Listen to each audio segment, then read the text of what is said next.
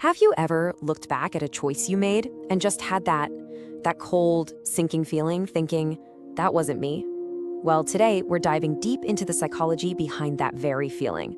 It's this quiet, really unsettling process of manipulation that can happen right inside the relationships we trust the most. A process where the core of who you are, your values, gets slowly and methodically replaced. You began a relationship firm in your morals and beliefs, yet over time, you find yourself making choices and prioritizing things you once found unacceptable. This is the dark psychological paradox of value replacement, a systematic dismantling of your moral compass. It's that moment you hear yourself defending a choice that the person you used to be would have found impossible to even consider. So how on earth does that happen? How does someone's moral foundation, something that feels so solid, get chipped away and then replaced with something totally foreign? It all starts with a feeling, a kind of low-grade anxiety, a sense of constant confusion. You start making these small, almost insignificant compromises. Maybe you tell a white lie to your family just to keep the peace, or you let a professional boundary slip at work. Maybe you pull away from a friend who seems to be asking too many probing questions. All these little things, they're not random. They're symptoms. Your internal compass, the one that's supposed to guide you, is being shattered. You feel lost because you are being led astray, deliberately. And that really is the central haunting question, isn't it? It makes no sense. The one person you've poured your trust and your heart into becomes the very force that corrodes your sense of self.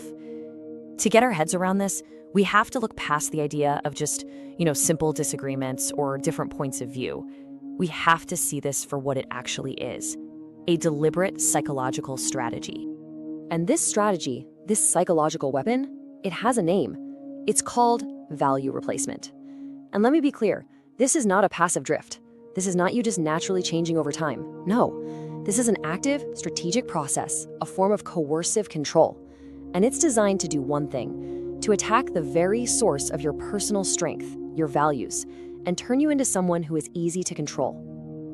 Let's really break this down. Cognitive conditioning, that means your thought patterns are being actively retrained, like an algorithm. Coercive control means it's being done to dominate you. In the end game, to install a dependent belief system where your main moral duty is to serve the controller. You can almost think of it like a hostile takeover of your mind. An outside force comes in, takes over the territory, and starts writing its own laws. And what's so scary is how effective it can be. But why? What's the real motivation here? Well, it all boils down to one simple, chilling goal: a desire for absolute compliance and low-friction control. See, a person with a strong, independent moral compass creates friction, right? You ask questions, you have boundaries, you push back when something feels off. To a controller, that's just resistance. So by replacing your values with theirs, they eliminate that friction. They're basically cutting your puppet strings and replacing them with their own, making sure you move exactly how they want you to. Okay, so now we know what value replacement is and why someone would use it. Let's get into the mechanics of it, because this process isn't random at all. It follows a very predictable three-phase blueprint, and understanding this blueprint is absolutely the key to seeing it for what it is and ultimately defending yourself against it. So the whole thing unfolds in these three stages. First, they have to erode what's already there. Then they substitute their own values into the hole they've just created. And finally, through some very clever conditioning, they make sure you internalize those new values and believe they were yours all along. Let's break down exactly how this works, step by step, starting with that first really insidious phase, erosion. The whole attack starts with this subtle campaign of what we call de-legitimization. So picture this. They take something that you are deeply proud of, your honesty, your compassion, your ambition, and they just start to twist it. They reframe it as a flaw. Your greatest strength is suddenly presented as your biggest weakness.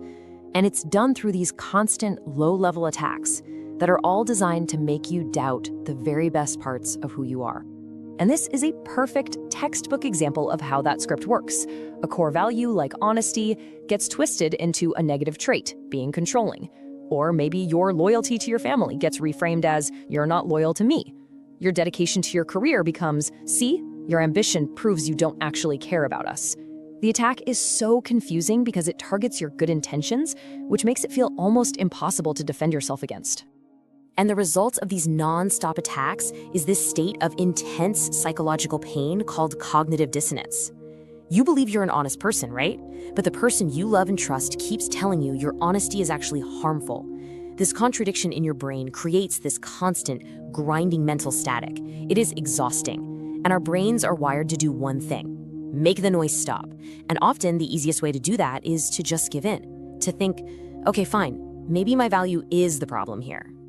The second you start to doubt yourself, that moment a crack appears in your foundation, that's when the manipulator moves to phase 2, substitution. They don't just leave a void where your value used to be. Oh no, they immediately offer up their own self-serving value as the superior replacement, and it's always presented as the solution to the very conflict that they created. Let's really look at the pattern here, because it's so clear when you see it laid out like this. Your value of transparency with your family gets swapped out for their demand for secrecy to prove loyalty. Your fierce financial independence is replaced with total financial dependence, but it's disguised as partnership or love. And your fundamental belief in integrity gets twisted into a new, twisted mandate, protecting me above the truth. Every single swap is a calculated move to increase their control over you.